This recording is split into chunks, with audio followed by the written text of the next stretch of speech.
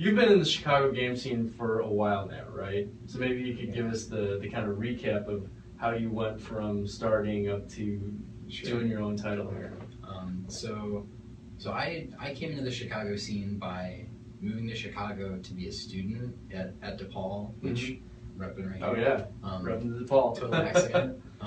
But I went there for, originally it was for like game design and game art is what I wanted to do, and eventually I saw that my friends who were getting jobs in the industry in Chicago were all programmers, and I was like, oh, if I want to like actually be able to live on my own and like get a job, I need to learn programming. Gotcha. So like halfway through school, I switched to programming after doing like tons of art classes. Coincidentally, that's where I learned to do 3D modeling, which is how I know how to 3D model for this game. Around that same time that I started learning to program, I got... What'd you start out in, just language-wise? Language? I learned C++ in school. That was the first language I touched.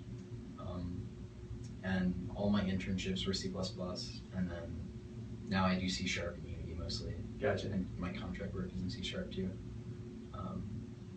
Yeah, so I got an internship around the same time I started programming, more seriously, I guess, and that kind of opened up the industry to me. Like I started meeting the same people at events, like Jamie, Ryan, Trinket, and everybody. And right. Once you get into the circle, you find that it's like not that big. yeah, totally. It's far-reaching, as I would phrase it. Yeah.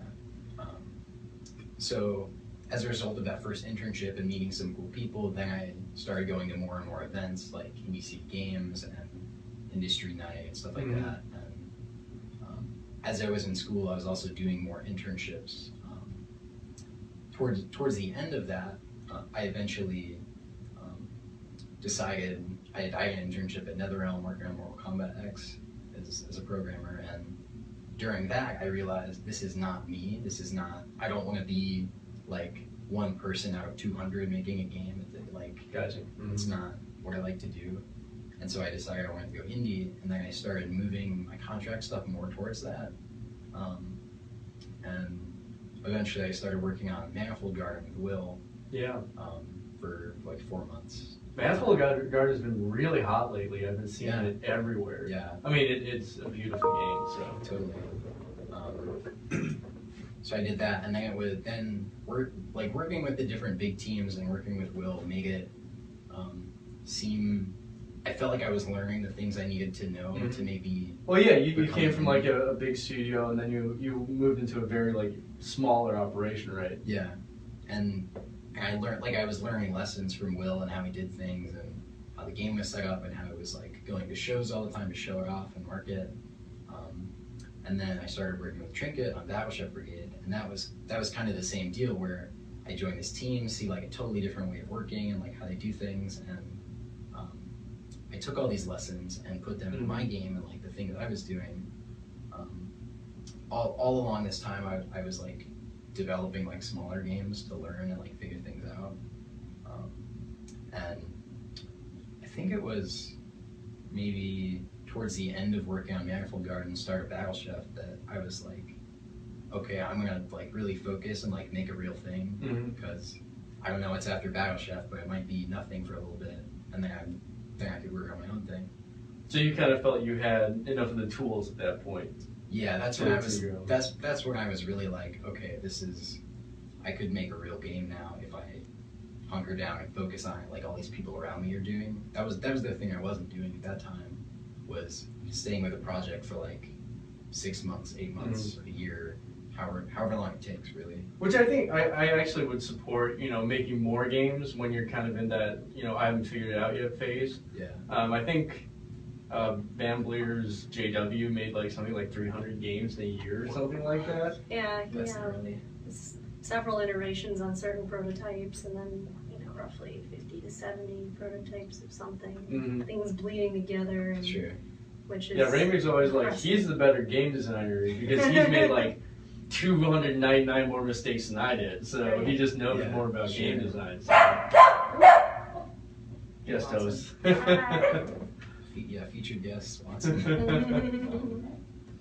Yeah, when I was in school and during this contract stuff, I did like 20-ish game jams, something like that. Wow, that's So- impressive. And it was all to like learn the craft, like you're talking about. Like I knew everyone I got better, everyone I could distinctly be like, here I learned this thing, here I learned this thing, like. Well, so to many people's points, everyone, new students Yeah. ask developers, hey, what can I do to get better? And the answer is just make games, right? Yeah. Like there is no shortcut. Well, I think a lot of people, like myself included, you're on one project and you get too focused on making it perfect. Yeah. I think part of the discipline is just saying, all right, I've learned as much as I'm going to learn from this. Mhm. I'm just going to start something new. I think the skill of finishing is just a skill. And Mm-hmm. game jams, even though it's not like a full thing, it is like, okay, I need to wrap this up so somebody who's not me can play it, figure out how to play it.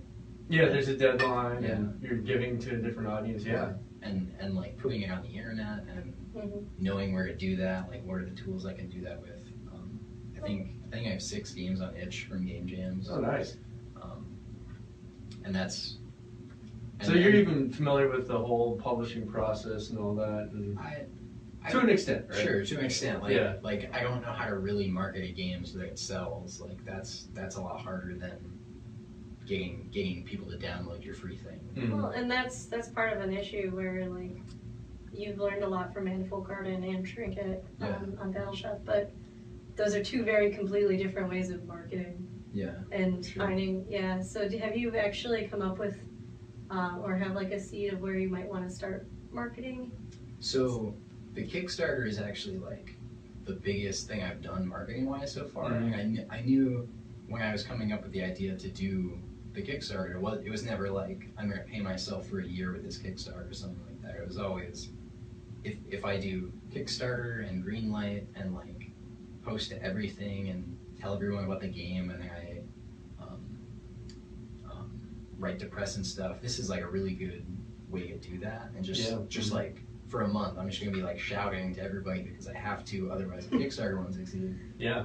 So for me it's kind of a trial by fire of like marketing, and then also the Kickstarter's goal isn't like I said, isn't to pay me, it's to pay for more marketing. Events like PAX and stuff like that. Mm-hmm. And I've also been doing events already like PAX, so that's the practice I've had, I guess. Right. For myself. Yeah, I think Kickstarter is a great like marketing test, right? Yeah. It's almost a way to say like, is there enough interest in the market for what I'm doing? And sometimes there is, sometimes there isn't. Sometimes it's just you have to adjust your messaging.